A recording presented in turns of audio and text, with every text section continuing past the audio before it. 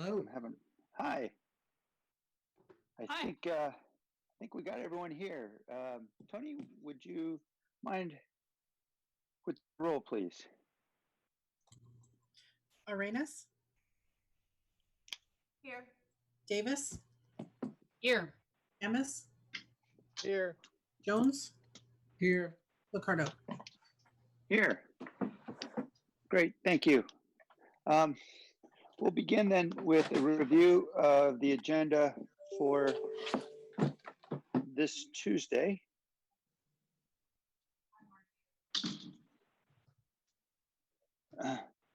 And we'll start with any changes beginning on pages 1 and 2. Oops, I'm sorry, I'm on the wrong date. I better make sure I get the right day here. We're on August 11th, is that right? That's correct. Oops.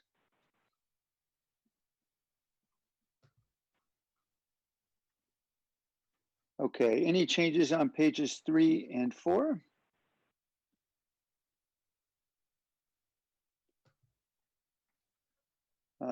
Changes on pages 5 and 6.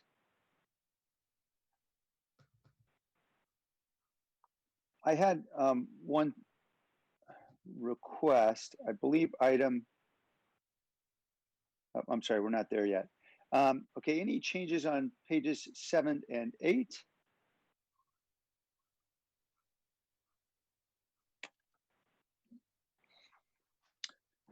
And on pages 9 and 10, any changes? I had one suggestion. Item 4.1 is the police department duty manual amendments. I know that the council is separately considering changes that relate to some of those duty manual amendments, specifically ones relating to rubber bullets. I wanted to ask that this would be an action item that would also incorporate other modifications directed by the council. Would that be appropriate, Dave? Yes, Mayor, would. Yeah, I guess we'll have to think about later on in rules today how we bring over what we anticipate to be approved today and incorporate that into this agenda for next week. So that's fine. So we can modify this or alter this language to allow direction. Is I think what you're seeking? Yeah, Yeah. and to go beyond, I guess, the scope. I know that there were some legal issues in the past about us as a council meddling in what's in the duty manual. And I think we'd like to give direction to the city manager as a council and allow you to decide however it is you want to implement that direction, whether it's the duty manual or otherwise. So I guess I want to broaden the scope of this item, if that's possible. Yeah, it is. What I'm concerned about is, oh, go ahead, I'm sorry. Yeah, I think it is from my perspective. So we'll need to work on the appropriate language that would give the council that be able to act on this item in that manner. Okay. All right. Tony, can we change the header to reflect that? So it would be duty manual amendments and other changes in policy, something along those lines? Yeah, we'll get that. We'll. I have staff who's taking notes elsewhere. Yeah. So we'll get that. Okay, great. Yeah, something like and related changes in policy would be great. The rationale here is so that we don't have 2 public hearings over all this stuff, but we can do it once. We know that these hearings can tend to be very long. There's a lot of public involvement and it seems a bit redundant. So, okay. Moving on then, pages 11 and 12, are there any changes to those pages? All right, and forgive me, Tony, I don't have, I'm remote, so I don't actually see if there are any ads. Were there any recommended ads? Yeah, there's an ad sheet. Okay, so I'll ask the maker of the motion to consider those. We appear, I'm sorry, looking now to try to see if anyone is raising their hand. It appears, yes, we have 2 members of the public who'd like to speak. Paul Soto.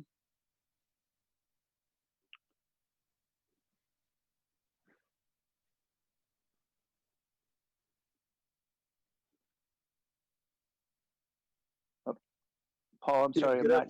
Yeah, Oh, there yeah, you go. yeah. It just the mute thing just came on. Good afternoon, Council. This is in regard to the police auditors' issues that's coming before the No, council this week. no, we're just on the agenda for Tuesday. Just on the agenda for Tuesday. It has to That's do with right. the police auditor position, correct? I did not see, forgive me, my colleagues may have seen something I did not. But I don't, Mayor, It has a duty manual, but I didn't see a police auditor report. well, yeah, I He's don't he's think so. probably talking about the item on the rules agenda. Right. Exactly. Oh, Right. yeah, We're I not- think we're that's not there further yet. down. We're not there yet, Paul. Okay, so well, I'm kind of confused because of the way that this is like structured. Because I'm used to like physically going in and then filling out the number and then passing it in. And so there's a few items on today's agenda that I would like to speak on: the mixed use study session, the Arts Commission, and the police auditor issues. I don't know if I'm using that language correctly, but those are the issues that I want to speak on. So, like, what's the protocol for that? So if you look at the Rules Committee agenda, Paul, you'll Okay. see that And- each, oh, go ahead. I'm sorry, I'm hearing you. Mayor, if I could, just Yeah. because maybe Paul, I think there is an item on the agenda for the 11th, 3.3, which is the report from the auditor on the complaints that have been received to date. Right. So that might be the item that Paul wishes to speak about. Okay, there was Okay. that, and then There I we just go. want to. Yep. I just wanted to speak on the other items as well. So, like, are those going to come up for public comment in terms of like the Google Yes, mixed use stuff?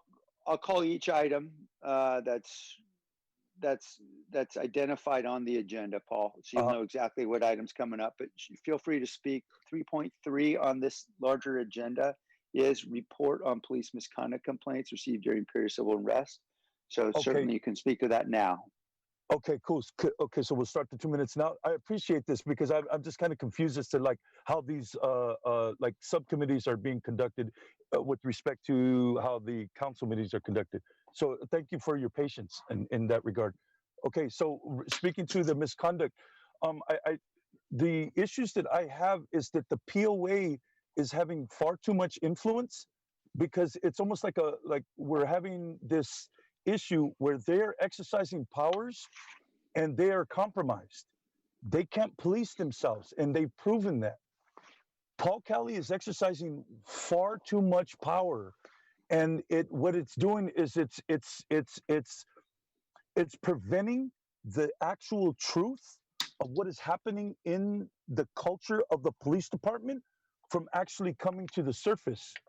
And what the city is doing is by not exercising powers that is independent of the POA, we are now in a position to where we're like, okay, well, we're going to kind of like ask the POA if we can do this.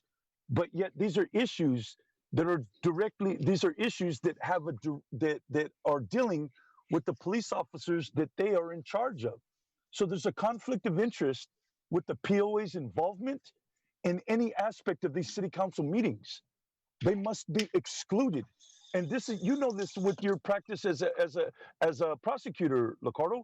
You know that there's a conflict of interest, but you're not articulating it. And I can appreciate that. You're pretty much connected to them.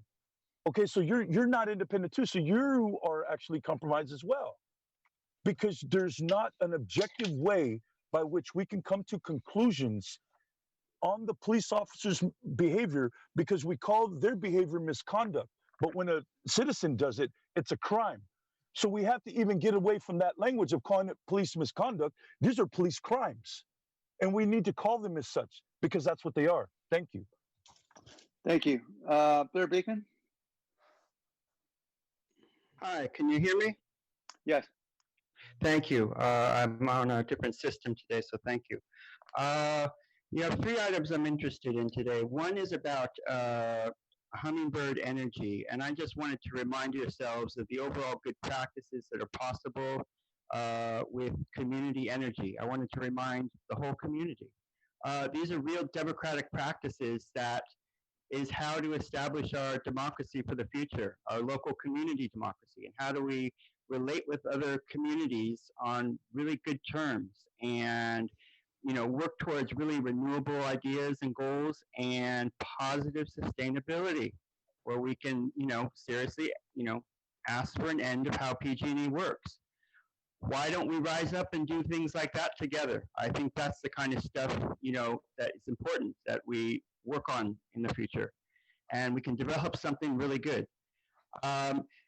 There's an item about working with Berryessa, about the Berryessa BART station.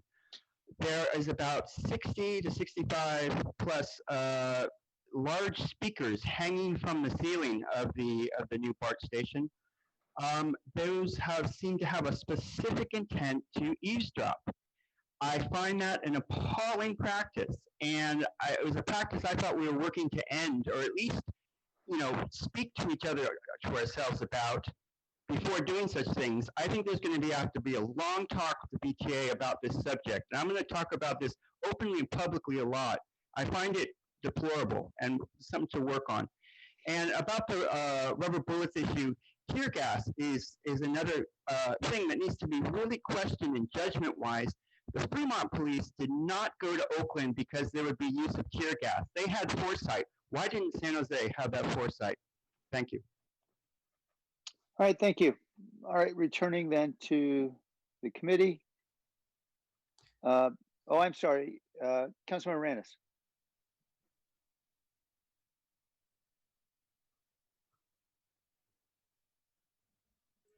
I'm so sorry. I am not able to press this darn mute button. I apologize. My mouse was not doing what I wanted it to do. So I realize that next week we don't have very many items on our agenda, but they're all very, I imagine, are going to create a lot of conversation for our community. And we have seen in the past that that there's interest in these items.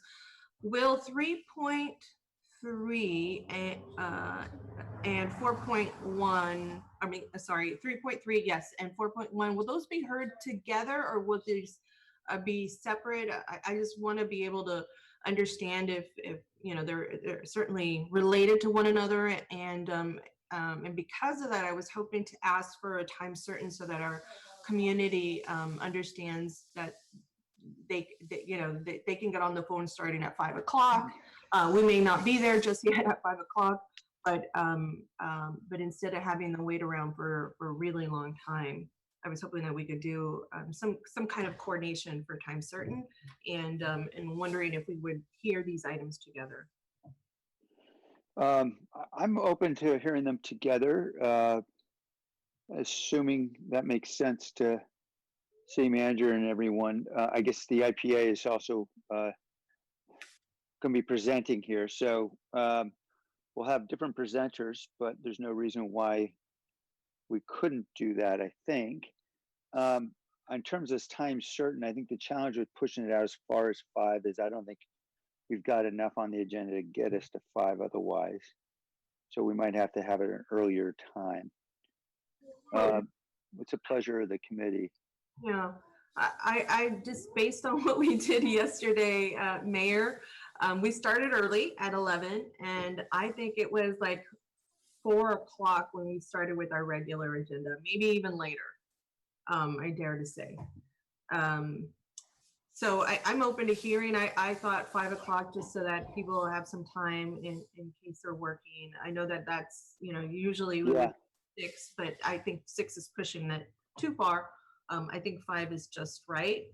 If we start at our regular hour, or even if we start a little earlier, but I'm open to hearing what our colleagues have to say. I mean, I'm confident we'll be going well past 5 anyway, so folks will be able to speak if they're joining us after work hours. Councilmember Davis? Thank you, Mayor. I agree Councilmember Arenas, if we start at 1:30, I mean, our 3.1, the manager's report with COVID takes quite some time every time. So we could make 3.3 and 4.1, take it up at 5 o'clock. And I think if we have to slot a few other things in before that, maybe that's going to happen, and maybe not, because we've been going, it's been taking quite some time. And it looked like on the to come in August list for the COVID-19 updates, there were more than 4 of those, and there's only 3 more meetings in August. So I think we're going to have multiple updates on those items, and they're kind of meaty items. One of them, for example, was homelessness and beautify SJ. Right. Even just that would take a long time, and I don't know which one's coming next week, but I think putting a time certain of 5 o'clock is completely reasonable for those items, and to hear them together makes a lot of sense. Okay, why don't we say not before 5 o'clock? Because as I say, there are literally, I think, only 2 or 3 other items on the entire calendar. So we're going to move, I'm sure, pretty quickly through the remainder of the calendar outside of 3.1. So we'll say not before 5. We'll leave it for the maker of the motion. That sounds good. I'm comfortable making the motion. There is also an ad sheet which includes the consolidated plan as well from yesterday. Right. So I'll make the motion to approve the agenda for August, is it 11th? Yes. With the ad sheet to hear 3.3 and 4.1 together, not before 5 p.m. Second. Okay, motion and second. Any discussion? I just like to end with Councilmember Davis and I are part of a girl band because we are dressed in the same cobalt blue. I'm gonna play Nice work. the oval, and I'll play the tambourine. And we will apparently be Sonny and Cher. Yes. The only song I know that has oboe in it that's a rock song. Okay. I was going to guess heart, but that's all right. Okay. Any other comments?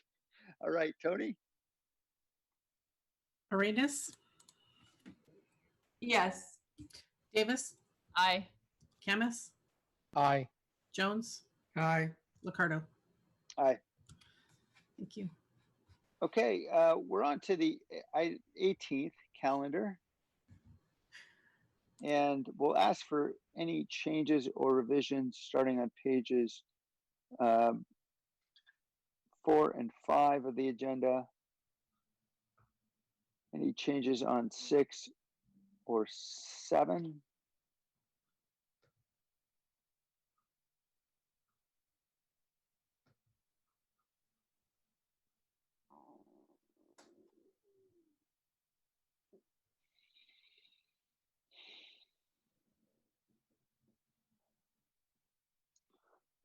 Pages 8 and 9.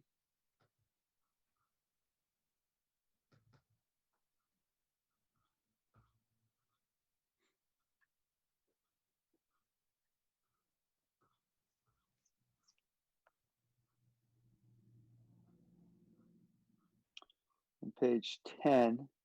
I want to make a suggestion. I know that there are various items that are coming up before the state, on the state ballot, that we may be considering.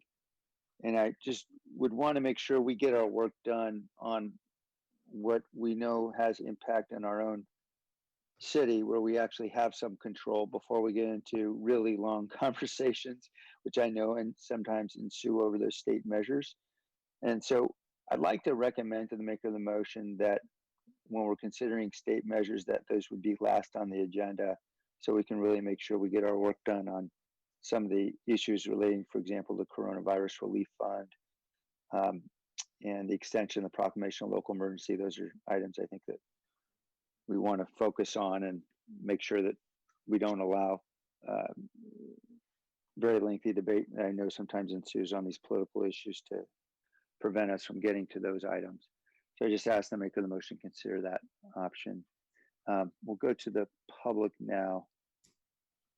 I'm having a difficult time viewing. There we go. Martha O'Connell.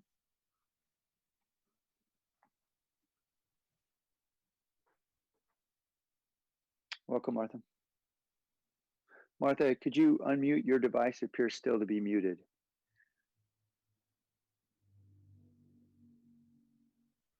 Martha, we're not hearing you right now because the device appears still to be on mute.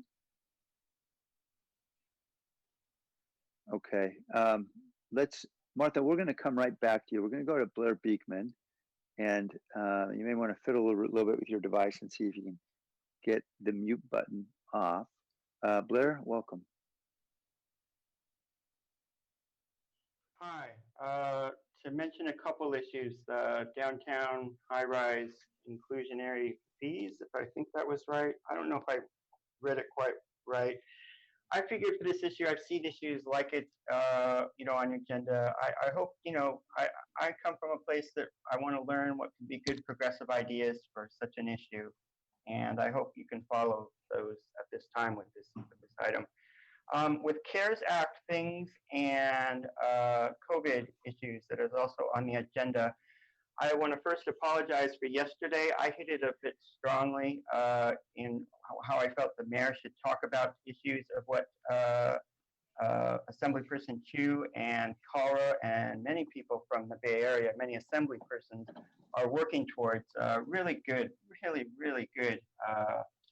rent forgiveness ideas and actual tenants' rights protection ideas.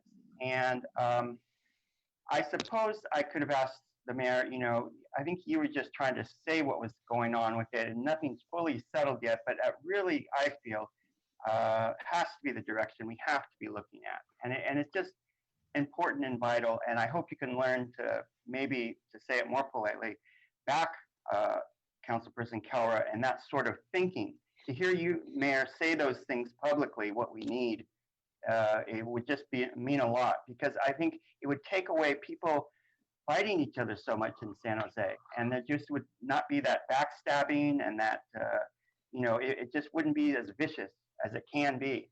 And you could really ease the tension by those good words, and I hope you can work to do that. You know, we're all interested in how both owners and tenants can be, you know, fully forgiven, and it's possible. And that suggests a lot is possible of how we can lead our lives. So thank you, Mr. Beekman. All right, returning to the committee. Would anyone like to make a motion? I will make the motion to approve the agenda for August 18th with the one provision of making item 3.6 last on the agenda. Is there a second? Second. Okay. Thank you. Tony? Arenas, Yes. Davis, Aye. Camus, Aye. Jones, Aye. Liccardo. Aye. Thank Thanks, you. Tony. Okay. We're on to the meeting schedules. D relates to the Diridon Station Area Plan Google Downtown West Mixed Use Development Study Session. That is scheduled on September 24th. Is there a motion? So moved. Second. All right. Blair Beekman.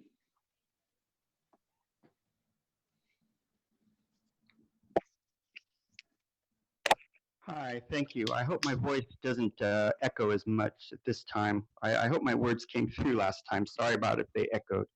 For this item, I'm hoping that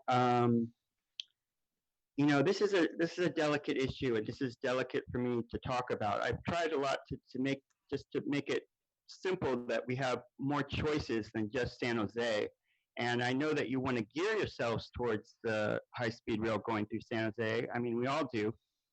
But I've always made it a point that there has to be I feel it's important that you give people other options of choices. I mean, there's ways to bring the CHR in through Tracy and Merced, and have, say, a BART go up to Tracy, you know, along those lines, because there's a serious issue of you're going to be taking down a lot of homes in the Gardner area and along the San Francisco Peninsula, and that's hurtful and worrisome to all of us.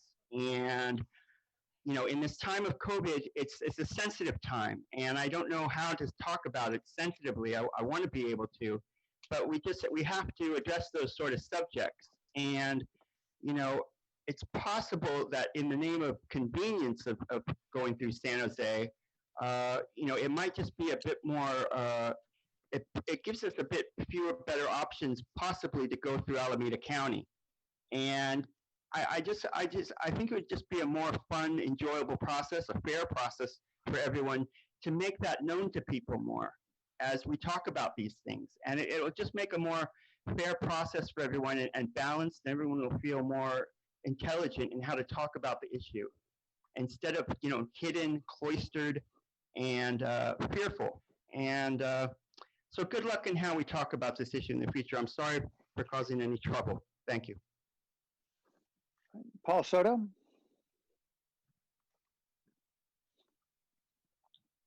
Yeah, good afternoon, Council. Paul Soto from the Horseshoe. There's a bullseye in that neighborhood that has never been reconciled with its history. Let me give you an example. There's a plaque right there across the street from Dalmani, from the old Dalmani. It's right in back of Paradisos, okay? And it's a plaque that says Plant 3 is was conveniently located next to a large labor pool. That is what the people in the Horseshoe are considered, a large labor pool. Okay, and this is on a plaque that's planted right across the street from where Plant 3 was. We're human beings. The fact that we have a system where we have to remind people of our own humanity means that the people that are looking at us have lost their own humanity. Okay, you're going to have 4 tracks that are going to go through that neighborhood. The Horseshoe is going to be completely decimated, and you're lying to people. You're not telling them the truth. I am. Just watch the newspaper within the next couple of days. You'll see what I'm talking about. Because this redlining policy and the way that District 6 with the census is going to try to take over that neighborhood so that they have more say as to what goes on in that neighborhood is not being talked about on the council level. Magdalena Carrasco and Raul Perales signed non-disclosure agreements with Google, knowing that that was going to happen in that neighborhood without going through the council process, which means that they gave up their vote before the council meeting.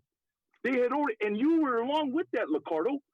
So what I'm saying is that you guys are lying too much, okay? And the truth needs to be told about what that bullseye actually looks like, and you haven't even reconciled the racial inequalities that define that neighborhood to begin with. Thank you. Thank you.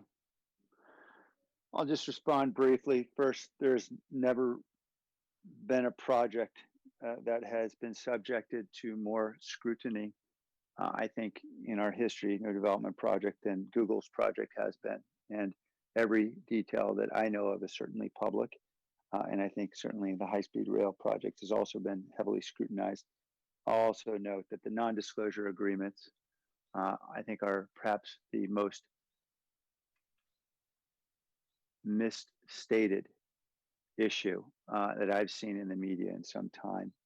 And the non-disclosure agreements covered only those city officials who were engaged in any conversations with Google prior to any negotiations with Google, so that Google could operate in the private market without disclosure about whatever they were doing in terms of purchasing sites. And the instant that negotiations began in 2017 in June, those non-disclosure agreements expired immediately as soon as we announced that there was an intention to negotiate with Google. And since that time, they have been without any effect whatsoever. And everything that I know about this project has been disclosed publicly. And that is now a period of 2.5 or 3 years through dozens of community meetings and very significant public and media scrutiny. All right, on this item, D, is there a motion?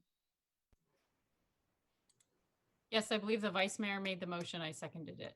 Great, thank you for reminding me, Councilmember. Tony? Morenus, Yes. Davis, Aye. Camus, Aye. Jones, Aye. Ricardo. Aye. All right, the public record, Motion to note and file. Second. all right. Mr. Beekman?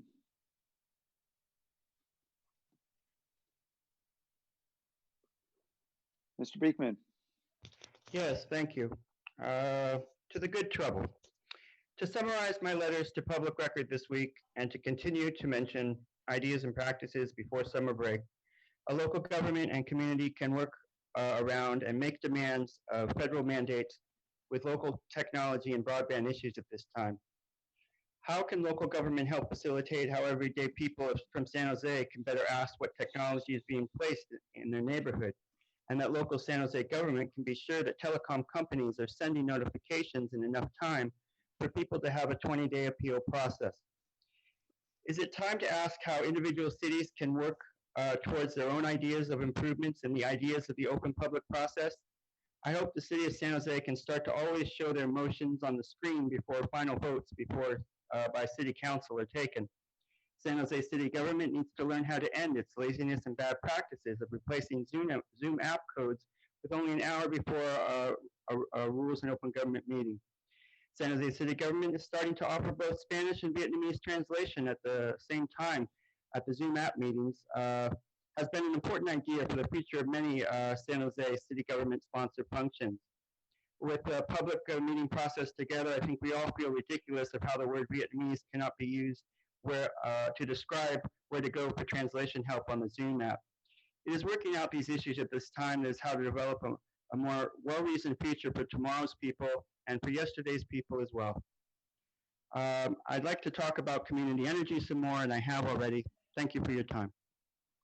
Thank you. All right, on the motion, all in favor? Aye. Aye. Is there anyone opposed to the note to file for the public record? All right, that is unanimous.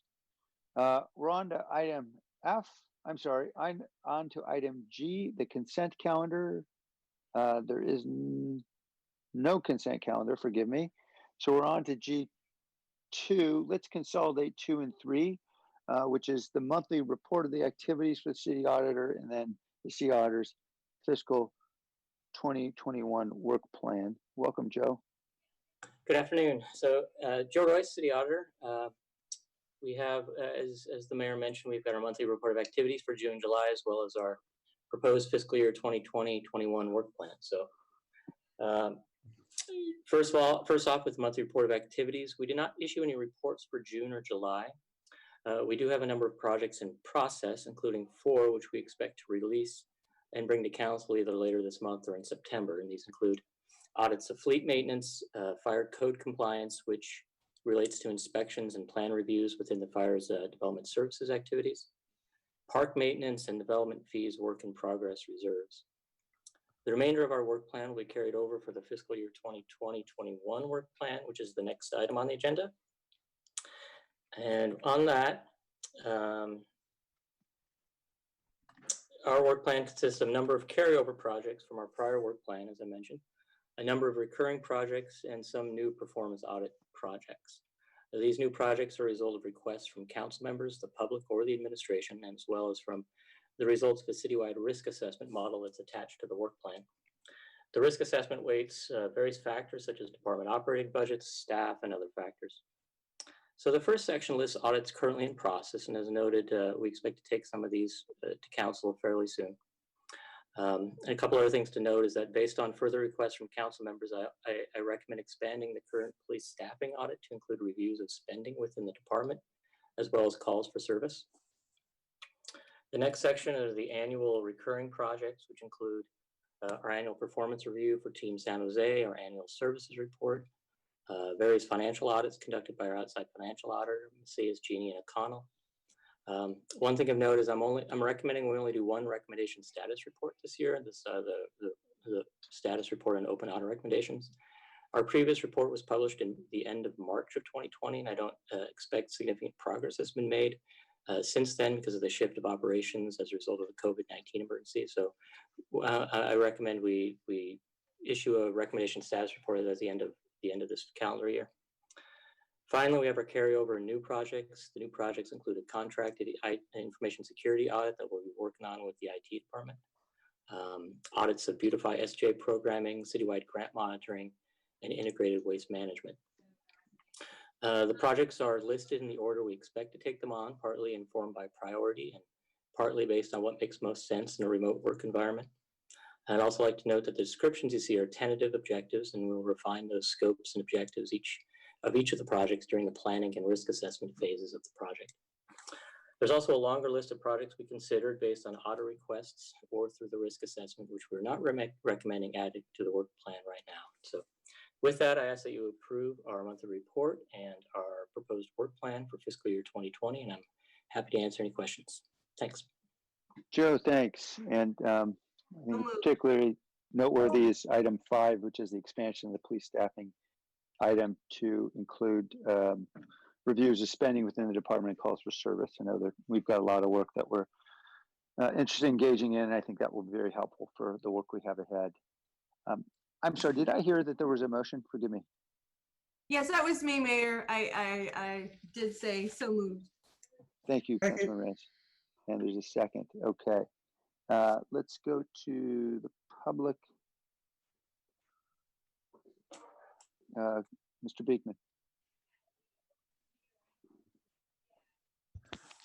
All right, thank you. I guess to start, I'm really excited about what is possible with the future of policing and community. And I just wanted to remind everybody that, we can be reducing police numbers in the coming years. It's not set in stone. We're stuck with a certain system. I mean, we can really be working towards really progressive good changes. And I just wanted to remind everybody of the, enjoyment in that process to work towards that. I think it's a hopeful good thing. With that said, I wanted to thank yourselves for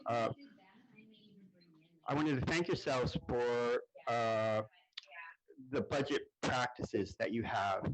Again, to work on the ideas of budget deficit ideas in this time of COVID is an amazing idea to me, and it'll just bring our better selves out in how to work and think in the future. I think it will avoid the concepts of bankruptcy, and I'm really impressed by that idea.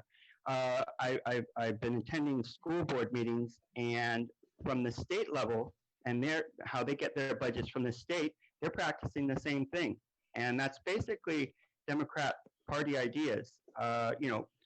Good democratic practices.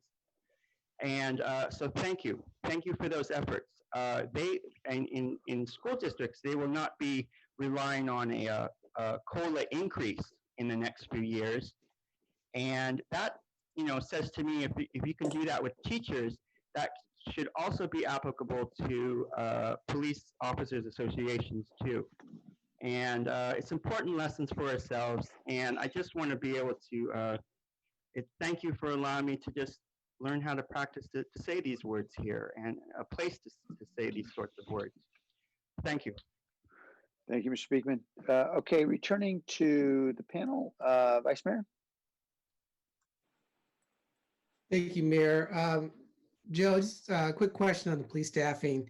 You have in process and completion is TBD. Can you, I know you're not going to give us an exact completion date, but can you give us kind of a ballpark time frame of when you think that the so this is one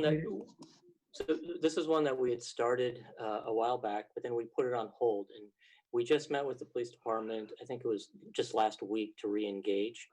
So we're just starting it back up, and as I said, we've kind of expanded our scope. It's going to take a little bit of time to make it to the data, so I'm not really expecting it until after the new year. But it should be that time frame. I'm hoping for January, February, but it could go more quickly than I'm expecting, or it could be a little longer. It kind of depends on how things move forward. Great. That was my question. Thank you.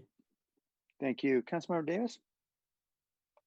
Thank you, Joe. I see on here that CEQA review process did not make the cut, and I know that's been on the list multiple years.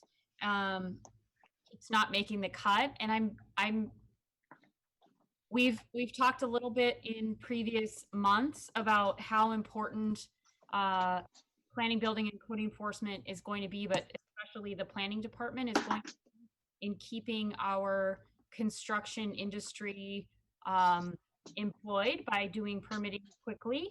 And the CEQA review process is currently, has been a holdup according to many project developers over the many years I've been in office, and even longer than that, because I know Mayor Liccardo said even when he was a council member that was an issue. So I'm wondering if there's any way, and I'm looking at the list, I don't know how involved it is, what we could maybe move off the list to put that on the list, because I think that's a really important one.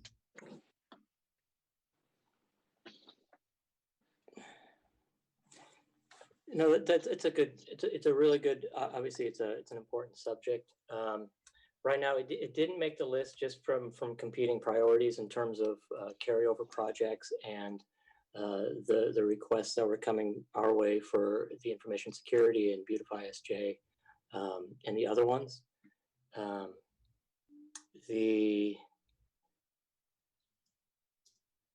I don't have a really a good answer for you. I mean, I think some of these ones are toward the bottom of the list. I mean, they're each of them are important in their own way. I can come back.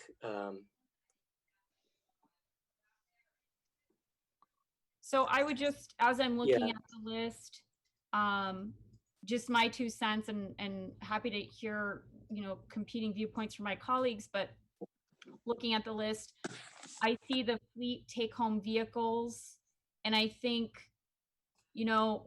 is that something that we really need versus CEQA review process? I don't know if there's been, I see the other ones that say, it's high on the citywide risk assessment. So of course I didn't want to take any of those off. And animal services, I know has been somewhat of an issue in terms of the licensing, but those would be the two that if you had to, that I could identify that if you had to make a tough call, I would prioritize CEQA review process over those two.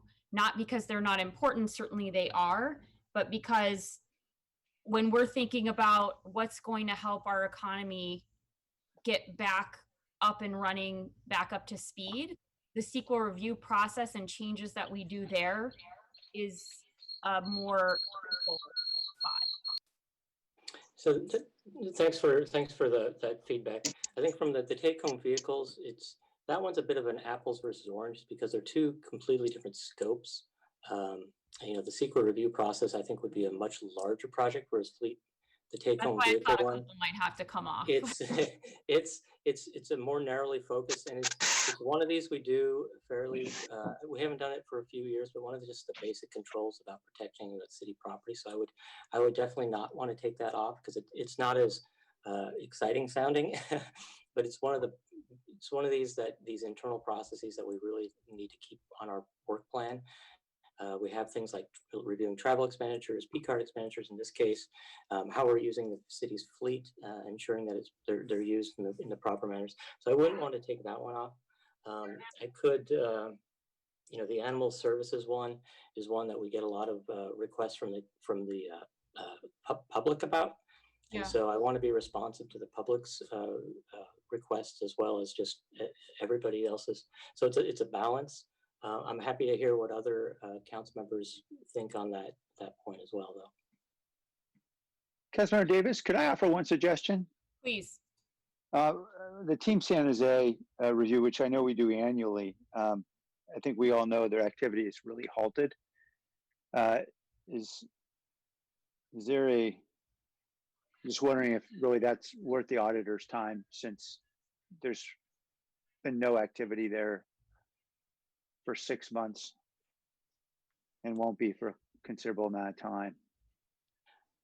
On that one, again, that one really doesn't take us very long, because most of the bulk of the work is done by the outside financial auditors. We're looking at the performance piece. And it is something that we're actually contractually obligated to do. So I'd be hesitant to not fulfill that obligation.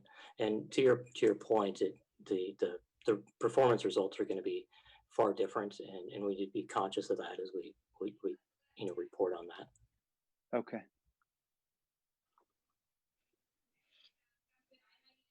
I'm sorry, Councilmember Davis, I butted in on your. No, comments. I was pretty much done. I wanted to make the case that I think the CEQA review process needs to be in there for this year, and it needs to be it not only needs to be on the list, it needs to be a priority for finishing within this fiscal year, because it's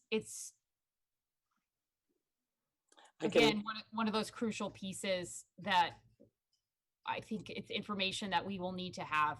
If there are changes, I can add it to the list, and then we can figure out from a priority standpoint how it all shakes out. I mean, I think I don't see it as one that we can take on in right away, just because of the but it could be something we can take on after the next round that we're kind of moving forward with.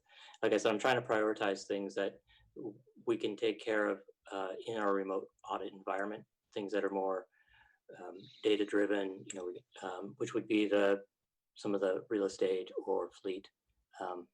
But we can take that on. So I'll add that on. I'll add that onto the list, and we'll figure out where to put it.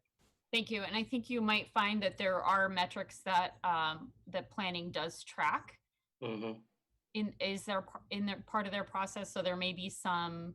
I know you guys do a whole host of interviews and all that kind of stuff, but there might be some remote. Yeah, there's look at, and I would really appreciate having your independent view of what they track and whether it is helpful to the process. Okay, so I'll add that on, and I agree. There's plenty that we can do remotely. Thank you. Great. And Joe, remind me, the take-home vehicles, didn't we just do an audit on that a couple years ago? The last time we did it was actually about 10 years ago. Oh boy. Yeah. Time flies when you're having fun. All right. Okay, Councilman. May I just note that we do an internal annual report on take-home vehicles, so that we stay on top of what we're doing there. We've really tried a lot over the years to reduce the number of take-home vehicles. It's typically only for staff that are on call, that have to be called back for, like, electricians, but we do have really the primary departments that have on call is in the police department and in the fire department, but there are a few other departments, but we do an internal annual report on that. Okay, thanks. Thanks for reminding me, Dave. Councilman Camus? Thank you, Mayor. And I don't know if the P card, sounds like we've done that audit quite recently. I don't know. Yeah, we did. So we did that last year. So that's not on our current list. I was just using that as an example. It's one of the internal processes that we cycle back around every few years. Okay, all right. As far as the police auditor, the police staffing audit is concerned, are you looking at the police calls for service, just that, or are you looking for, like, for example, when police cancel calls due to them being busy elsewhere? That's something we can look at. We haven't really gathered the data yet. We're just kind of launching into what we call our fieldwork phase, where we start getting into our deeper dive into the analyses. Yeah, I mean, and I appreciate that, because nothing is as frustrating as calling 911 and then having them cancel the call. And I'd like that looked at if at all possible. Thank you. Okay. Thank you. Councilmember Arenas? Well, in the spirit of considerations, Joe, I'm going to add to it. And this is your consideration. And this is sexual assault, child abuse, domestic violence, and human trafficking, police department protocol and response times. I can certainly offline send you an email detailing what that would look like, but that's, Yeah, that'd be helpful. thank you. So that would be, you know, in addition to the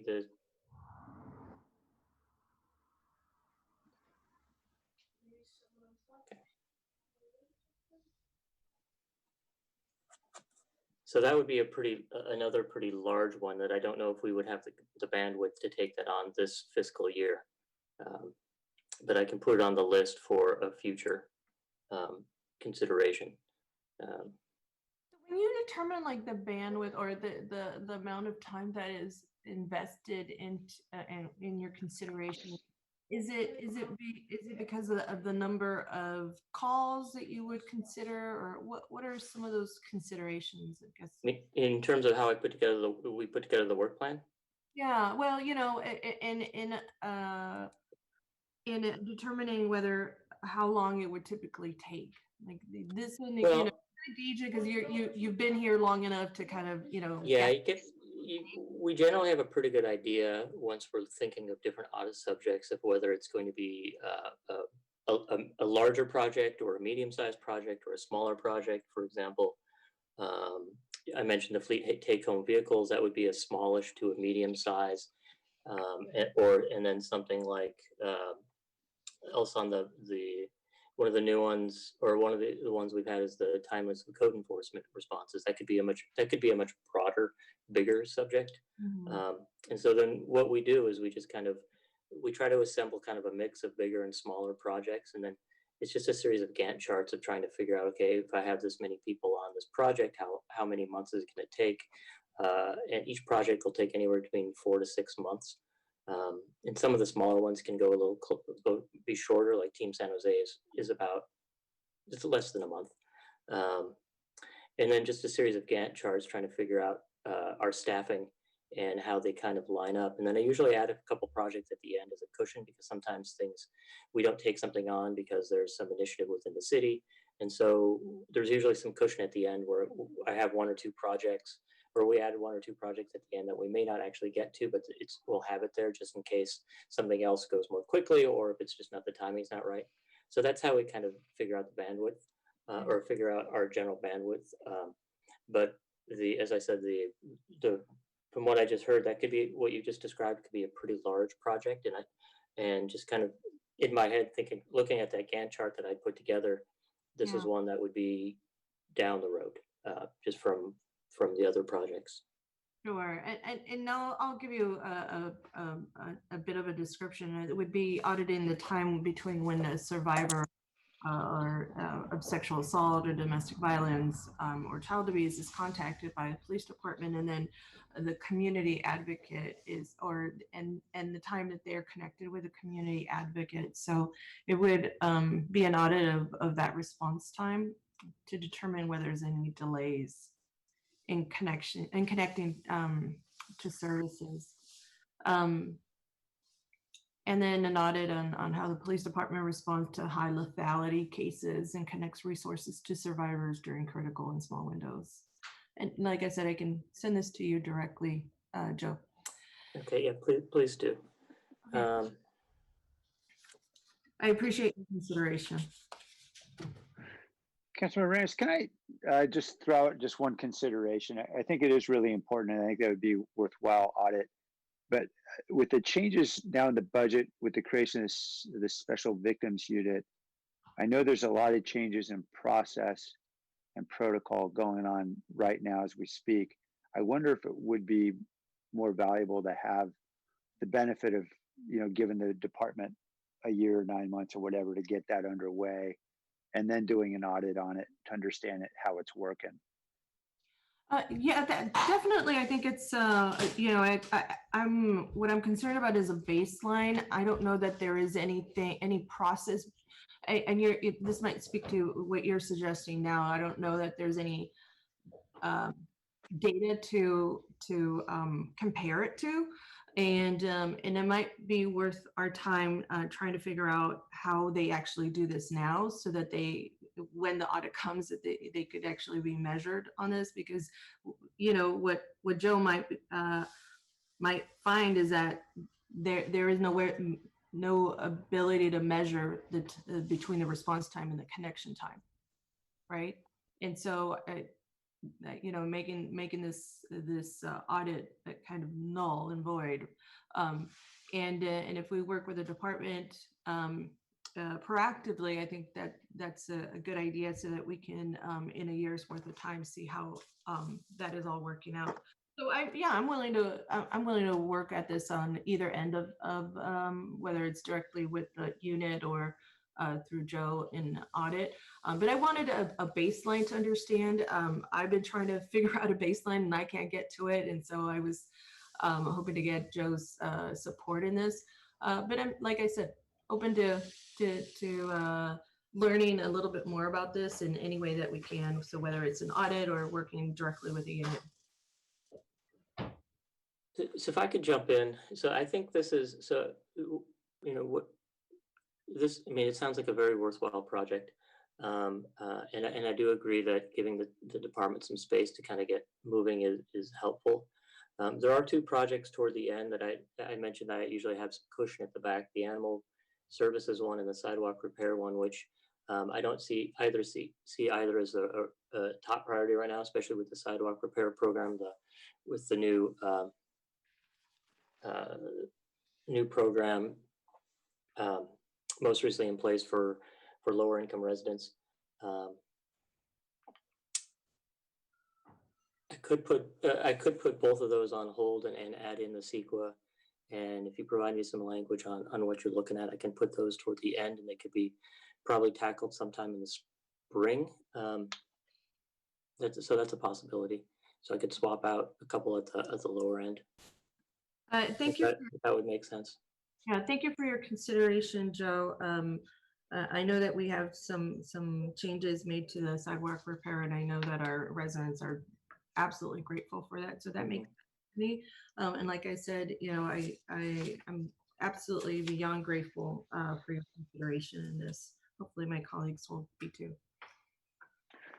Yeah, I just would offer this as maybe, again, a suggestion. I think, as Councilman Ranch said, it would be important to get baseline data now to know what we're comparing to. And so maybe this would be an audit where, there'd be some carryover that, the role of the auditor now in establishing what are the critical things to measure and ensure that they're being measured and getting good data out of that now. And then being able to carry it over and look at, is it improving? Are we doing better as a result of the special victims unit or not? That might be something that would just inform us well. Councilor Rance?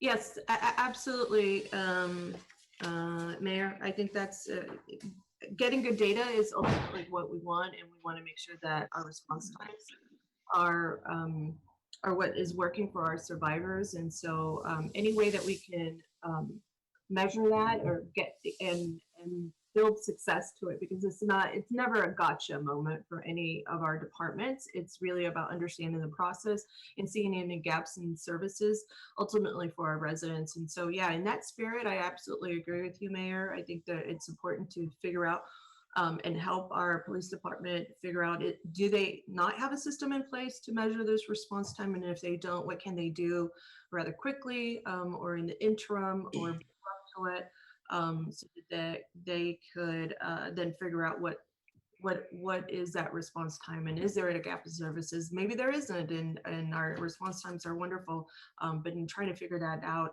I think we have to approach and ask those questions. Like I said, I haven't been able to get to the bottom of it, and so I always thought, our auditor certainly gets to the bottom of most of our questions, and I thought that this would be a great tactic and a great project for him to consider. But we could do this, in a kind of a hybrid, if you will, Mayor. So yeah. proactive. Yeah, and Joe, you may well find that it's other agencies that have a lot of that data. It's a YWCA or the county or others, since there are other players working with us on this. Okay, so yeah, so we can figure something out. Okay. All right. I see Paul Soto had his hand raised. Paul.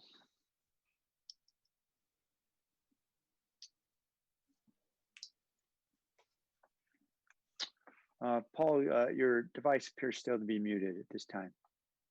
You'll have to turn your device mute off. There you go. Hi, Council. I agree with what Councilwoman Arenas is talking about. See, these are the parts of the system that get too bureaucratic, and there's certain elements that get lost in the shuffle. The fact that the police department doesn't have in place already a baseline by which to measure that, especially when considering how vicious and destructive domestic violence is and sexual violence is towards women is. See, we like to pride ourselves and congratulate ourselves on being such protectors of women.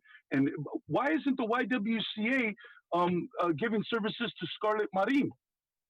The YMCA is not trying to get anywhere near her. They're next door ain't trying to do anything. And what we saw was violence against a woman being dragged and kicked in the stomach. Now, if I had done that as a citizen, I would be, man, and matter of fact, a prosecutor would have made a career built on prosecuting me for that crime. And it was a crime. This was a crime that we witnessed. And so I fully support what it is that Councilwoman Arenas is talking about. And what you're talking about is we need to hire more staff. We need to hire more staff for what? You can't even function within the context that you were given now. And you think that throwing more money and more people in it is somehow or another going to solve the problem. Either do with what you have or get out and get some new leadership. That's really the solution to this issue. Because the fact that you don't have this data to be able to measure the response time and prioritize, to prioritize this means that you are insufficiently using the city's money in order to bolster that police department. And we're getting nothing in return for it except delayed response times and excuses. And I'm tired of it. Thank you. Thank you. All right, back to the committee. I can't remember if there was a motion. Yes, there was. Could I ask that the motion be amended to include the CEQA and Councilmember Arenas' projects and to move the sidewalk repair and animal services to the recommended, but or not considered but not recommended. That way it's kind of memorialized in the work plan. So moved. It was my motion, so yes. And the seconder was Jones. Can we also make sure that we have the canceled calls in the current report? Oh, and the Yeah, police. I'll note that for internal scope. Okay, great. Including Okay, calls. Okay. It's okay with the seconder. all right. Then let's vote. Arenas, Yes. Davis, Aye. Kemmis, Aye. Jones, All right. Ricardo. Aye. Thank you. Okay. Let's move forward. Thanks, Joe. You're welcome. To item 4, which is the street naming policy. Thank you, Vice Mayor, for your work on this. Did you want to say anything before we go to the public? It doesn't look like anyone from the public is going to speak on this, so I'll go ahead. All right, you'll speak.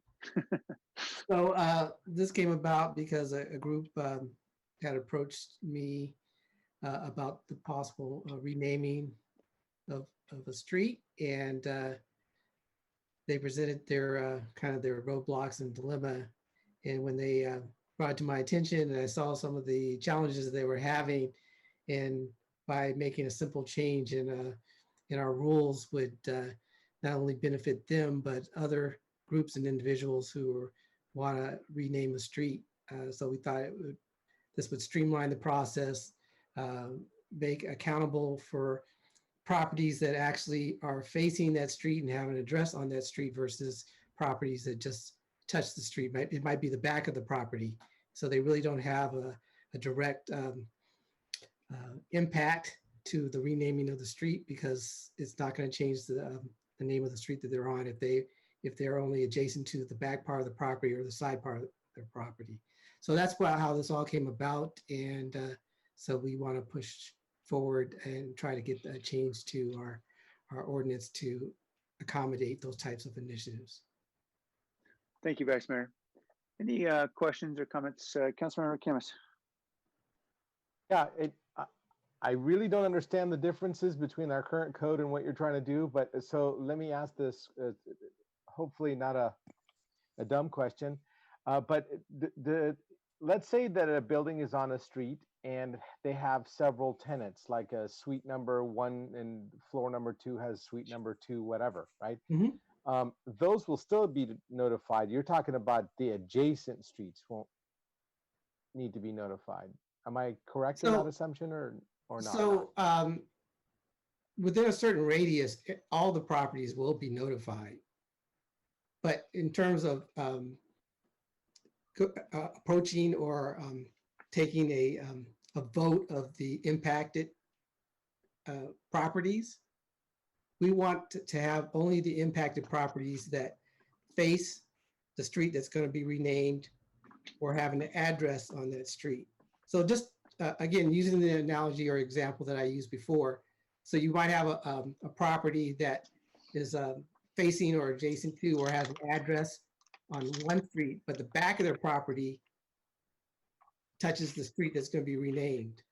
Well, it's not going to impact them in terms of their legal address or any kind of stationery or marketing that's involved with their street address, because it's the back part of their property or the side part of the property. So they would be notified, but in terms of any kind of voting or polling or any kind of outreach that where we need their consent to change that address. Okay, so you're basically saying the people who are going to be impacted, even if they're in a suite within the building that has that address, they'll still be voting members, if you will, but everybody else that's near it won't have the voting capabilities. That's correct? If they're the property owner, if that person in that suite is the property owner. So if they're a tenant, they wouldn't have any voting rights on changing the name. I see. If that answers your question. And Rosalind, you can weigh in if I didn't express it accurately. I was going to just jump in and give Rosalind a chance as well. So certainly, this is I think a minor change. So we're green lighting this because there's not really a lot of effort, and I think it really just gives the appropriate weight to the people who have an address on the street versus those that don't have an address, and it allows for really a streamlined process. But Rosalind, do you want to add any context here that would be helpful? Thanks, Dave. You described that perfectly. So really nothing else to add. It's just clarifying that the definition of affected property owners are those owners and businesses that actually have an address on the street where the name is to be changed. And if maybe I could just offer, one pragmatic consideration I think that drove this was we're concerned about the cost of businesses of changing their stationery, their business cards, and their advertising about where they are. And if they have to actually change their address and tell everybody they have a new address, we know that's a big cost. And that's, one of the concerns. And that's exactly what I'm getting at. But even somebody with a suite number has to change their address. I'm perfectly fine with renaming the current street that we're talking about, but for the future, I just want to make sure that somebody with it, for example, the business that I consult on North First Street, on the top floor. My business is on the top floor on suite number 13. Would I be notified if they were changing First Street's name? If you have I have to defer that to to Roseland if a tenant, because you're talking about a tenant, not the property owner, but a tenant in that property. Correct? Yes, because I'm the one who has to change my. I'm the tenant. I'm running an insurance company, and I'm on the 6th floor or whatever. Would I be notified? Would I have a say so? So as I understand the current proposal, it still includes either the property owner or the business residing in that property. So to answer your question, Councilmember Camus, yes, that the business or the tenant would be notified. Wonderful. Let me make a motion to approve because I don't think you did, Chappie. Motion to approve. Okay. Second. Okay, motion second. Any other comments? If not, then Tony will vote. Arenas, Yes. Davis, Aye. Camus, Aye. Jones, Aye. Locardo. Aye. Thank you. All right. Item 5 are actions related to police reform, reimagining police, strengthening investigative authority, the Office of Independent Police Auditor. I just wanted to, I think many of these items are self-explanatory. I just wanted to offer one suggestion that clearly community process is part of many of these items. And to the extent that the city manager's team would come back to council with these, it would be helpful to have a proposal for how community process might be injected appropriately prior to meaningful decisions that are made one way or another. And so, yeah, happy to start that conversation now, but I think have a more relevant conversation to have after the city manager's team's had an opportunity to look at this and then propose something to council. I think it's implicit certainly in all these things, but I know it's not a bad idea to make it explicit. Okay, we'll go to the public first. Paul Soto.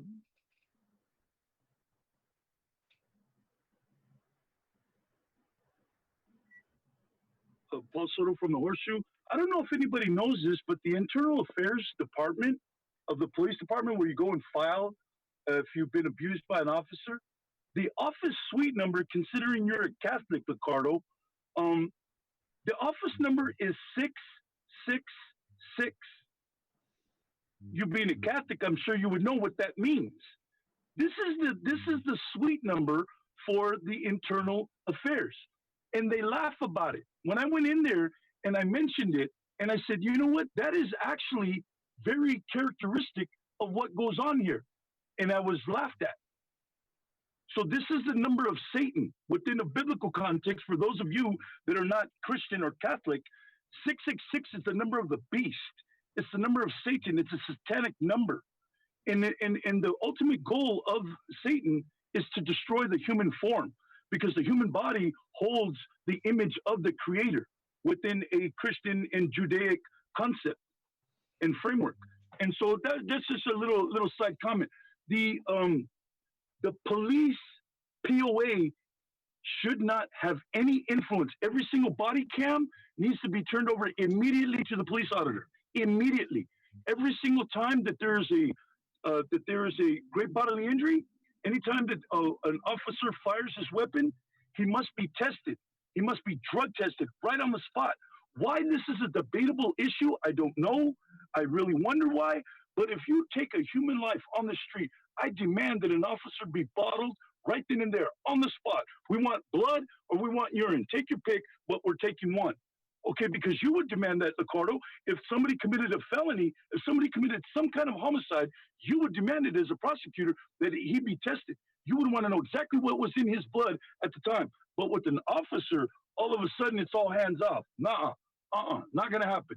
The POA needs to be taken out of the process. Thank you. Thank you. All right, returning to the panel, Councilman Camus. Mayor, I appreciate the work that you and council did on this memo. It is quite extensive. I have to commend you. You're always you always go above and beyond on memos. I do, however, agree with you on making sure that we have a community process, and that we don't go forward without vetting some of the ideas that we're talking about here. And I'm wondering if we, you and I have both lived through some times where we try to pass things without the POA's at least tacit agreement, and we've seen things go really bad in our city.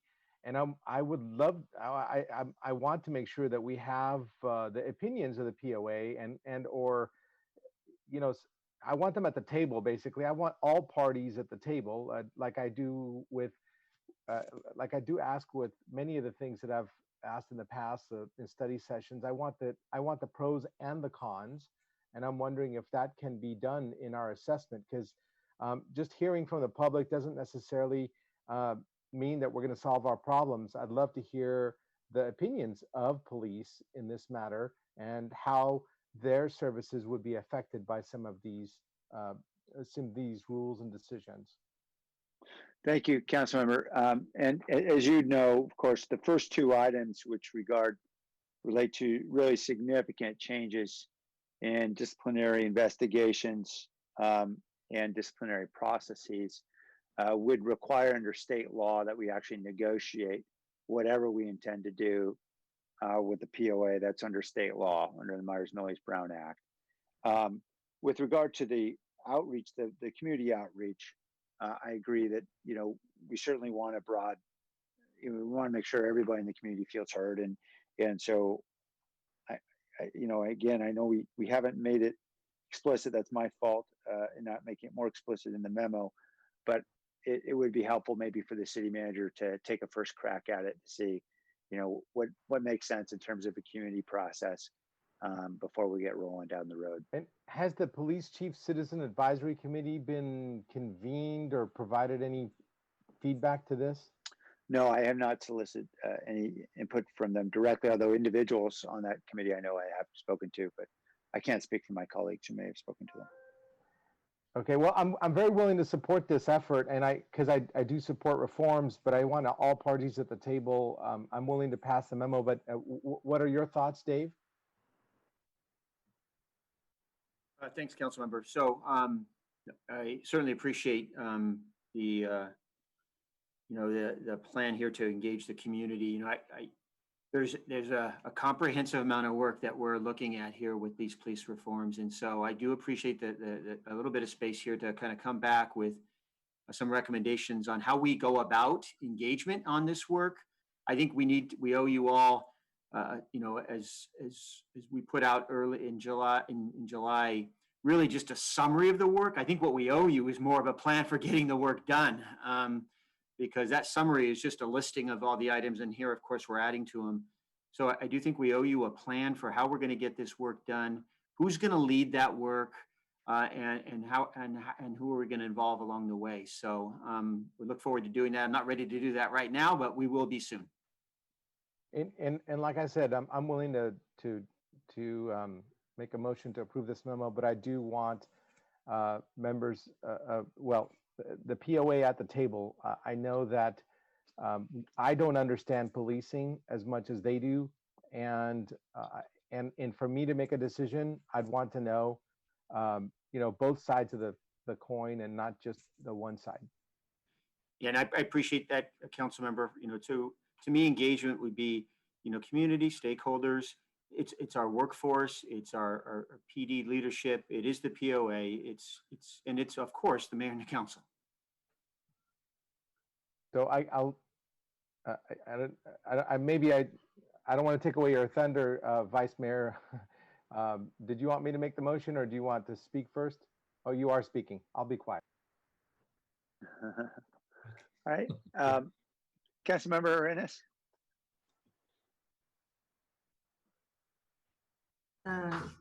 Thank you.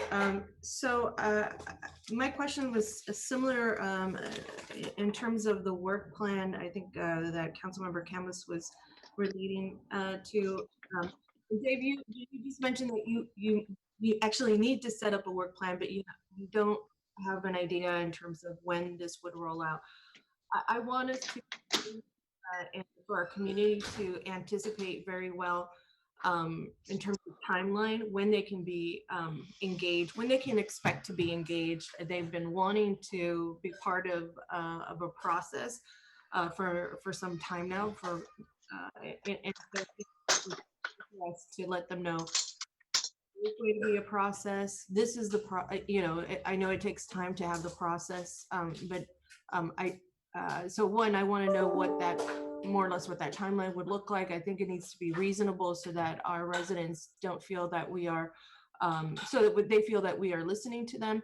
And then I'm glad to hear you say that you want to hear from stakeholders, but and I hope that separately, I don't think our community needs to be in the same room as a POA and have arguments about, you know, whose opinion weighs more. So I'm glad that that you're going to gather this information, but for our residents and the people who we are actually responsible for, and that's those residents who pay your taxes and fund our services, I want it to be clear, when can they expect to be involved is really bottom line. Yeah, appreciate the question, council member. As you can imagine, we are very much just trying to get our arms around this work. It was my hope to be able to, be back with the council in August here with really the framework of how we're going to go about doing this work, and not that we have to wait for everything to be done and have, a complete package. Obviously, there's many pieces to this, and I would expect us to make, progress on various pieces on different timelines. But I'm actually meeting with Jennifer McGuire tomorrow to kind of talk through this and kind of put a plan together that we can bring to council and get your input on how we go about that. So I know I'm not answering your question in terms of, when can the community, but I do appreciate the sense of urgency around this. And we need to get out into the community so they see that this is real and that we're committed to doing the work. So just give me a little time on that, and we'll be back with you to answer some of those questions and get your input. Councilman Rennes? Yeah. I think you're still on mute. You know what? It is this mouse that I think is running out of battery. So no matter what I do to click, it just doesn't click. Okay. Thank you. So I appreciate your response and you being so considerate, Dave, to the public. I just want us to not give them another, we're still working on this when we get to council. I want it to be more comprehensive. The plan is probably, it's going to take some time, but I want them to have some dates at that point, because there's been a couple of council meetings where we've been talking about this. I think people are looking forward to this opportunity, and I just want them to keep it concrete. So I appreciate that you can't give that to me now. Of course, I look forward to seeing that work plan, but I hope that we don't give another. There's not another meeting in between when we tell our residents when they can be expected to be part of this conversation. Thank you. Thank you. Vice Mayor? Thank you, Mayor. First of all, Councilmember Camus, thank you for not stealing my thunder. I appreciate that. But Dave, I just want to make sure, I'm going to make the motion, but I just want to be clear on what my motion is going to be. And because the intent all along was to have a robust community engagement process, both with our residents and advocates, as well as the POA and other stakeholders. So that was always the intent, and we probably should clarify that more in our memo. But as far as a motion and direction, would the motion be to direct you to come back to council with a work plan, or what would the context of my motion be? I'm just trying to get a better understanding of what your expectations are. Yeah, thank you, Council Member or Vice Mayor. Maybe I have a question also. I was working under the premise that this item that we're looking at right now would go to council next week.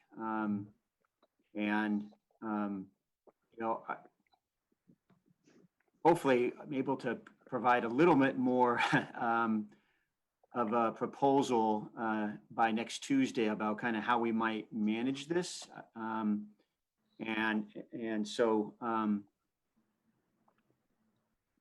I think we still have another kind of opportunity to discuss that at council next week, unless I'm working under the wrong premise here. Could I offer a suggestion? Oh, I'm sorry, Vice Mayor, I just cut you off. Oh, no, all I was going to say is I think it's good for us to have this conversation right now so that we don't have that confusion on Tuesday when it comes to council. Yeah, agreed. I think, Dave, obviously not all this work is going to be done by the city manager. IPA is going to have to do quite a bit. And we may, in fact, decide it makes some sense to have community organizations do some of this work as well. And we recognize everyone's pretty short-staffed, particularly in this moment. And so if you're at a point where, you don't think you can come back Tuesday with a clear sense of work plan and community outreach and all that, I get it. Let's do this when we actually feel confident we have a good plan. I'm not adamant about the timing. I guess I would suggest maybe then if it's going to get pushed off another week, then maybe we consolidate 4.1 as well for next week, since all these issues seem so interrelated. But I just throw that out there. Yeah, certainly, Mayor. If just from my perspective, if we had an additional week, I think we'd be in better position to answer some of these questions and propose something more thoughtful. Vice Mayor, what would you like to do? I would like to have a more thoughtful proposal as opposed to something rushed. I do have that same sense of urgency that Councilmember Reyes has, but if we're going to do it, let's try to do it right and not have to backtrack or make major changes because we didn't have the foundation set up correctly the first time. So I'm amenable to deferring it a week. So I guess it would just come back to rules next Wednesday. Would that be the? I think you go straight to council. Just go straight to council. Give a little more time. But have okay. So the motion would be to have to approve our memo and have it go to council for the council meeting of the 18th. Second. And if I could, Vice Mayor, that would also include what the mayor just referenced, which was marrying it up with 4.1 from yesterday. And that would include that. And I guess 3.3 as well. Is that right? The whole thing. So makes for a very long meeting 2 weeks from now and a very short one next week. Sometimes it's like that. Yeah. Looking forward to a short one. So it's 4.1 and what was the other item number? 3.3. 3.3? I think that's right. Because I made. All right.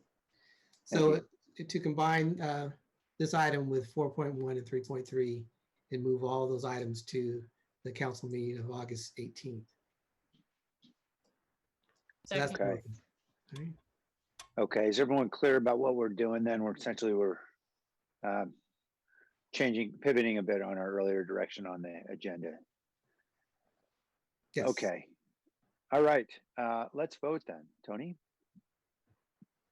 Arenas, Yes. Davis, Aye. Camus, Yes. Jones, Aye. Liccardo. Aye. All right. Thanks, everybody. Then the final item is item 6, the temporary modification Arts Commission extension of termed out commissioners. And Councilmember Camus and Davis have authored this. Would either of you like to speak? I think we had members of the public that have raised their hand. You want to go there first? let's go then to Ramona Snyder.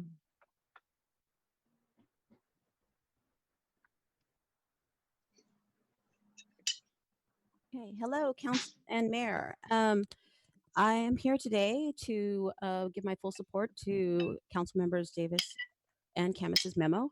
I'd like to briefly do a quick timeline of events. June 12th, you, the mayor, created a memo to the Rules Committee, which included all commissioners that had terms ending in June 30th to extend our terms to June 31st, 2020.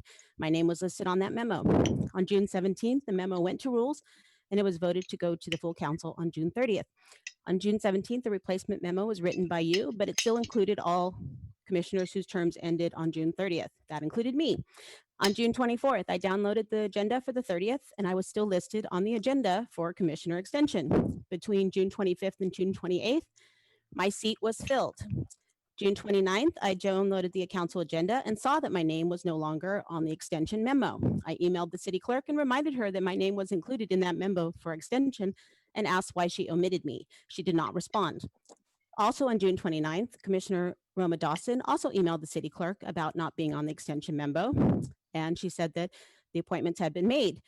Okay, I asked why was my name removed from a live memo? My name was on an original memo, and I don't think you can alter a document after it has been posted to the public.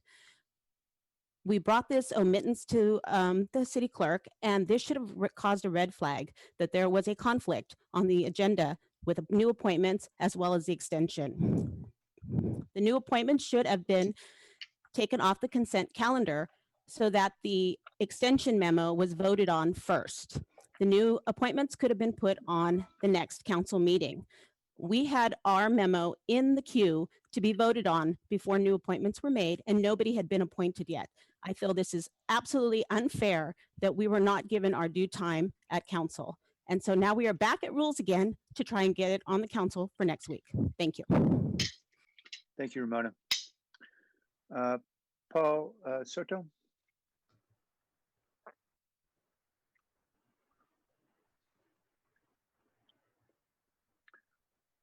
No, thank you for calling on me, Mayor. I was waiting for open forum. Thank you. Okay. All right. Roma Dawson. Thank you, Mayor and Rules Committee members. I won't go over what Ramona said. I would just like to thank Councilmember Camus and Davis for putting this on the public record, because this has been really a source of embarrassment for me personally. And I want to assure those newly appointed Council Arts Commission members that it had nothing to do with them. I simply felt like it was my civic duty to offer to extend terms of experienced arts commissioners. We do recommend a budget. We sit on grant review panels. We do a number of things that other commissions don't do. It seemed like my civic duty when only 2 commissioners would be left with experience. I have been watching the council meetings where all of you are dealing with COVID, and I just offer my profound gratitude and admiration for what you're confronting and what you're dealing with. It brings tears to my eyes every time I watch. And I just want to say again, we were trying to do our civic duty. And I feel for those that are already appointed and in no way want to affect their terms. And I would plead with you, you know, Arts Commission, their meetings are not videoed. There are not substantive minutes kept, only very brief action minutes. And there's no way for the public to engage. And we are in a crisis. I don't need to tell any of you about the budget. I mean, TOT's off a cliff. And I just hope, and plead with you to please focus on our cultural community. They need you. And I will look for ways to be of service to the city that I love. And thank you. Thank you. Okay. Thanks, Roma and Ramona, for your service. Let's come back to the council. Councilmember Davis. Thank you, Mayor. I think both Ramona and Roma gave a good overview of kind of what had happened. And I think really for the Arts Commission, as they are a body that does have a budget and make allocations, it makes sense for there to be some continuity and some help with turnover. So that was kind of the reasoning for Councilmember Kamis's and my memo. And what this will do is the idea is not to not seat the new members, but to have the members' terms whose terms expired but are being extended to be additional members just temporarily for the Arts Commission, so that there can be that institutional knowledge continuing on the Arts Commission. So with that, I will move our memo. Second. Okay, thank you. Council members Davis and Camus have a motion and seconded. Any other comment? And let me just respond to Ramona Snyder's comments. I think there was, fair to say, there was an awful lot of activity happening in June, among other things, a budget and a lot of challenges relating to the pandemic. As I recall, there was a request to extend service of time. It certainly made sense from my standpoint. We had, I know, objections and concerns that came from some council members about other commissioners, new commissioners who wanted to serve, and they're having an opportunity to serve. I was not aware that appointments were made prior to the time of the council's consideration of that action until actually the day that it was happening. And then it was obvious that we had a real conflict because we had in fact appointed commissioners at the same time that we were considering the opportunity to extend others. So it is, I know, frustrating to folks on all sides, and I think it's nobody's fault. The reality is we're all just moving very fast and trying to make sure we can be fair to folks who are frankly all dealing with adverse circumstances from this pandemic in various ways. Okay, any other comments?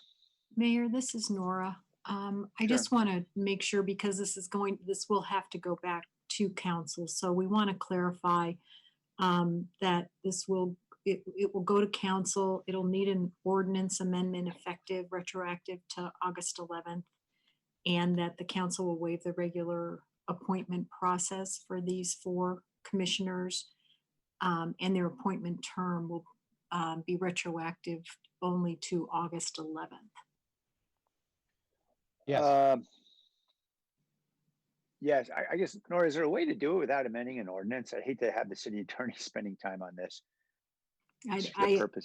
Yeah, no, I understand it, but that's what I'm being told, and it's because the terms have ended, and so it's at this point got to go to council with it won't. It's a short ordinance, and they've already got it done. Okay. Well, they got it done. That's helpful. Then they can post it, but they did do that work. Okay. All good. All right, then let's vote. Tony? Arenas? Yes. Davis? Aye. Camus? Aye. Jones? Aye. Liccardo? Aye. Okay, on to open forum. Paul Soto.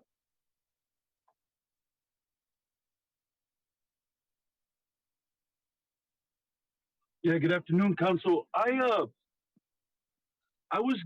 talked to the family of Scarlett Marin, and I was given the opportunity to use some of the time that I had with the PAC meeting a couple of days ago to speak on behalf of Scarlett Marin in her own words. I talked with the family and I saw how the entire family was impacted. My entire community has been impacted. I was impacted by witnessing this. This officer stood there and got this woman on her knees, walks over to her and kicks her right in the stomach. Now, if I did that to a woman in my community, we all know what would happen. What has happened to us as a species is that when we see an officer do it, there's got to be something that the victim of the crime did to deserve it. But yet you would not argue that in court for a rape victim. If a man said, well, I raped her because her skirt was short, you wouldn't allow that to be entered into the record because that would be blaming the victim that somehow or another the victim did something in order to justify the behavior of the perpetrator. And that is what has happened with us as a species, is that we automatically, when we're looking at a human being being victimized like that by a person that has a badge, in the psychology, we have to come up with some kind of rationale because the victim must have done something to deserve it. This is why the POA must not at all, under any circumstance, be involved in this process at the table. That is a conflict of interest of the public. You are putting the public in danger every single time that you allow the POA to say anything. They're not in any moral position to stand in judgment of any of their officers because they have lost their moral compass. Thank you. Thank you.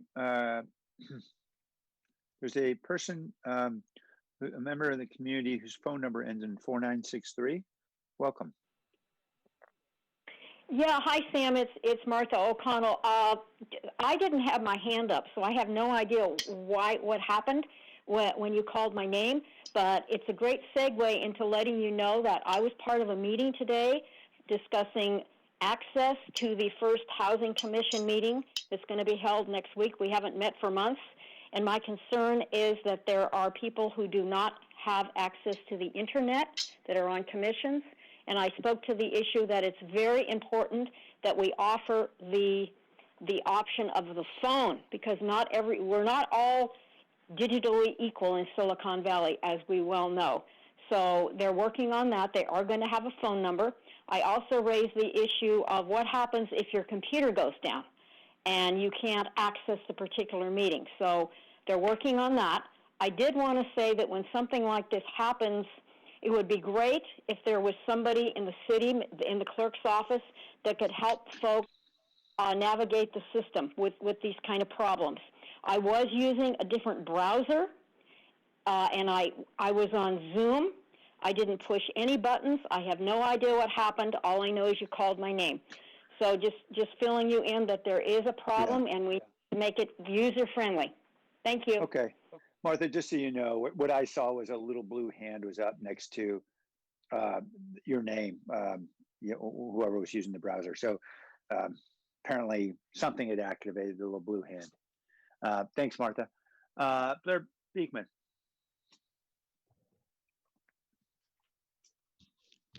Hi, can you hear me? Yes. Thank you. My sound may be a little tough at this time, sorry. We're at a time to reevaluate our human ideals and human values, and that in itself could be a revolution. So good luck in these efforts we're all making at this time. It is time to consider a better balance of a local community democracy that tries to work towards and listen to the voice of each individual. And this is compared with the local democracies that try to develop its ideas more as a body of voices of a republic. It may be time to consider our human relations and our use of language that is what may be an important revolution at this time. Again, to say, it's the individual ideas of democracy that need to be considered important at this time. I hope my ideas and words and examples from yesterday and today can be of help to understand our simple day-to-day efforts and work towards better community practices and how they can connect to the ideas of equity, positive sustainability. That is the unique direction San Jose will be headed towards at this time. Please understand Ashkawa's work towards tenants' rights and tenants' forgiveness has been months in development, as mortgage forgiveness and other owner relief plans can cover most other needs and worries. These times may be grim, but people's ideas around rent help at this time are not. Owners and tenants, please stop fighting like cats and dogs over rental help meant to fully help and relieve and cover all sides.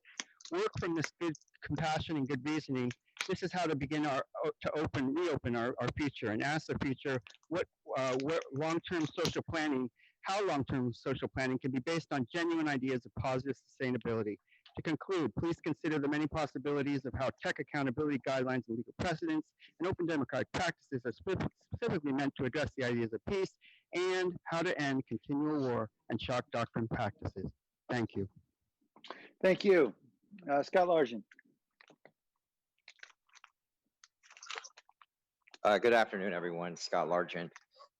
I enjoyed what that gal had to say a couple of comments before this. I'm still having the same difficulties with accessing these meetings. When I'm on my smarty phone, I can't scroll to the right for some reason to download the agenda, getting to the live link. It's just not user friendly. Maybe somebody would like to take a look at my phone and see what I'm going through, so you can kind of see what it's like, what a member of the public is dealing with. This stuff is very, very difficult, and that woman just knocked it out of the park with what she had to say. I took a work off today to focus on the preparation for my trial that's coming up, where I'm alleged to have used amplified sound devices over near the San Jose Police Department. This is another waste of taxpayer resources. It'll be another one where the city crashes and burns, coming after one person, one protester, fighting for what? His property. I would like to know, and my investigator and my attorneys are actively trying to figure this out right now. Can somebody figure out where my father's ashes are at? I need to know this, okay? I took care of my father. My dad died in my arms, okay? My dad died of lung cancer. I was very young. It was a horrible thing to have to go through, okay? I want to know where my dad's urn's at. You guys took my motor home, so can you start making some calls and figure it out? I need to have closure. I need to know where dad's at. And I think that's a simple question. Why don't you guys do anything about it? Why don't you figure it out? This is wrong, and it continues to happen to people. You wonder why I have this bond with the homeless community and the mentally ill. It's because San Jose took everything from them also. Let's fix this, please. Thank you. Thank you. The meeting's adjourned. Thank you, everyone.